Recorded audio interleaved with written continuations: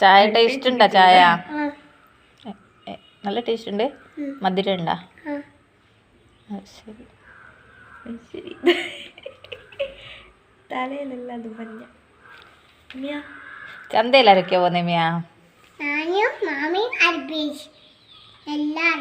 എല്ലാരും പോന്നെ. എങ്ങനെയാ പോവാ?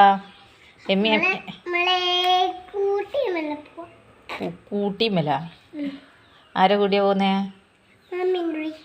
ആണോ? എന്തിനാ ചന്തയിൽ പോകുന്നത്? പൈസ കൊടുക്കണം ചന്തയില്? എന്തിന്? മുട്ടായി വാങ്ങണം. പിന്നെ